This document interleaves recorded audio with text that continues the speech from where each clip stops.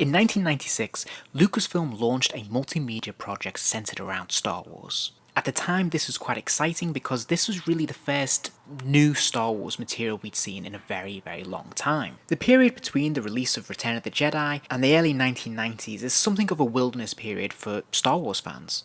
But in the early 90s, there is a renewed interest in Star Wars, and we start to see the growth of an expanded universe, starting with some books that were published, shortly followed by comic books and a renewed toy line. And around this time, we were starting to see the early experimentation with video games and pushing the limits of what could be done in this new format. And all of this was leading up to the re-release of the Star Wars films, those remastered editions that were released back on cinema.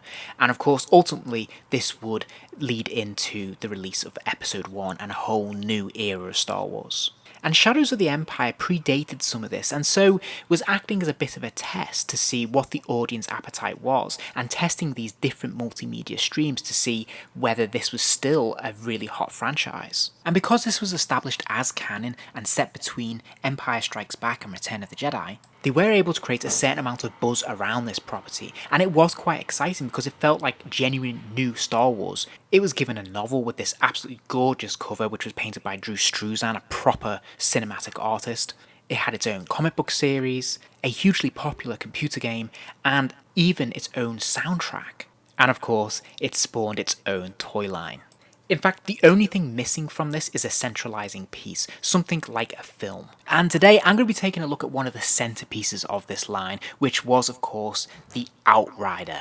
Now, the Outrider is essentially a light version of the Millennium Falcon, and its hero, Rendar, is a sort of light version of Han Solo, because of course Han Solo was missing in this story because he was trapped in that carbonite block, so they had a Han Solo type roguish kind of character step in, and that was Rendar. He's a supporting character in the comics and in the novel, but in the computer game he is the star and he is the character you play as.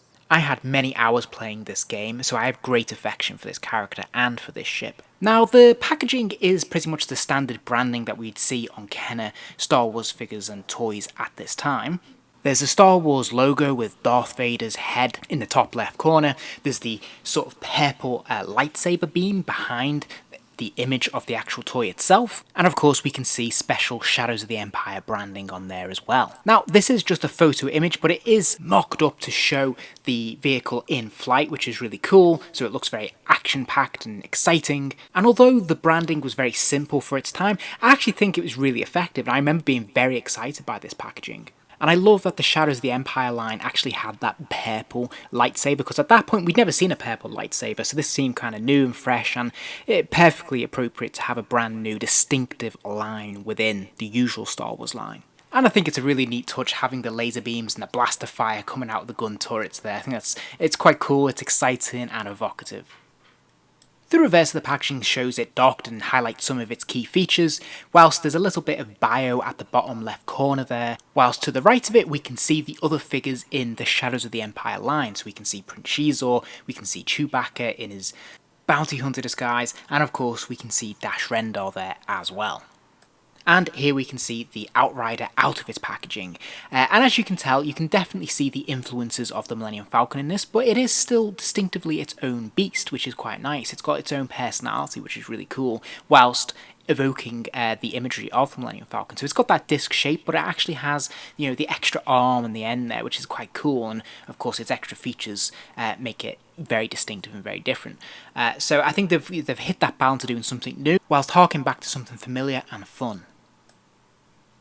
Okay, so this is the bird's eye view, the top view of the vehicle. As you can see, there's lots of nice little moulding in here, lots of little details, little grooves and things like that.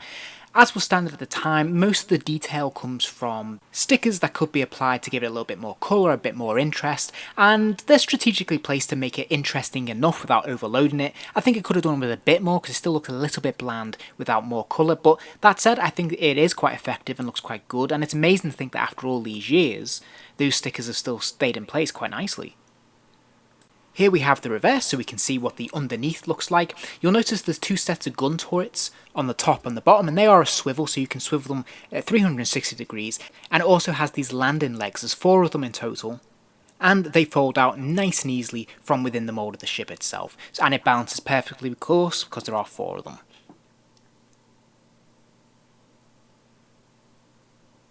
Here's a close-up of that gun turret there, which spins 360 degrees on a nice swivel. It is exactly the same on the bottom as it is on the top.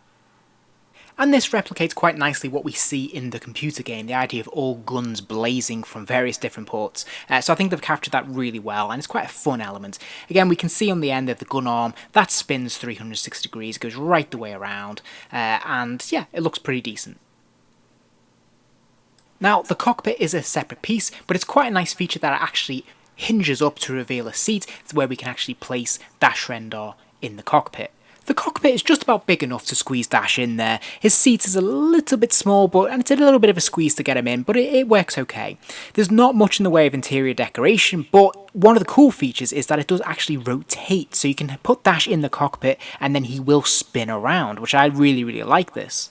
Although, given that you can't really do anything with this when the cockpit window is shut, I'm not sure how useful it is as a feature. Perhaps if there was a dial outside where you could actually rotate it around, that'd be kind of cool. But as it is, you can only really spin him around if the cockpit is open, which kind of feels a bit redundant. When the cockpit is down, you can still see Dash through that clear plastic there, which is kind of cool.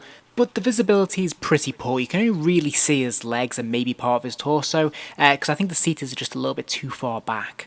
Also, I'm nitpicking a little bit here, but obviously the cockpit is supposed to be a two-manner. He does sit there with his droid co-pilot, so it's not quite authentic. It's not quite screen accurate, I suppose. And it's obviously not in scale. But hey, it is a toy from the Star Wars line, and I think they've done a pretty decent job.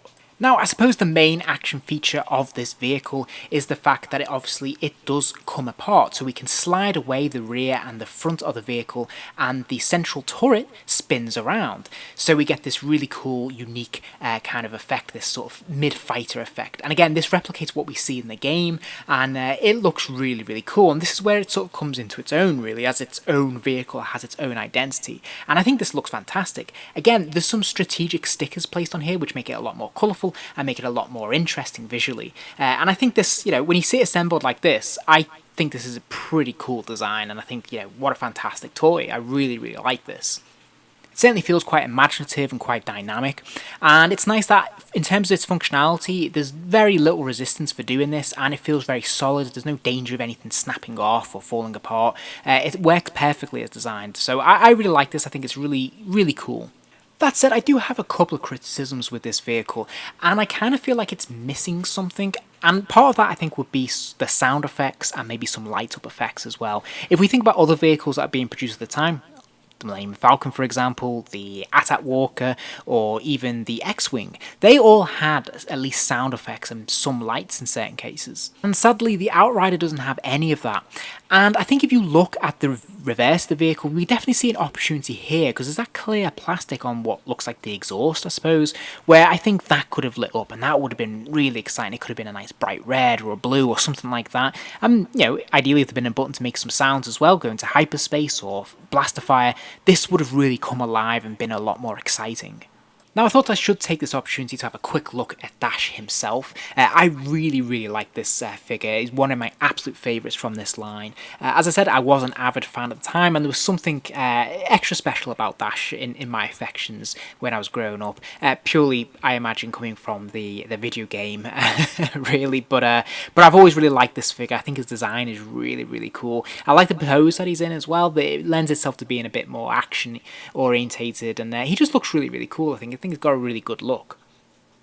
In terms of his articulation, it's this bog standard kind of Star Wars figure from the 90s, so he can spin his head at 360 degrees, I suppose. He can do the same with his arms, the shoulders. He's got a swivel at the waist, and of course he's got the same in the legs as well. Now, you might notice that he's got a big peg hole in his back there. That's because the figure comes with a sort of giant backpack with a big gun arm on top of it.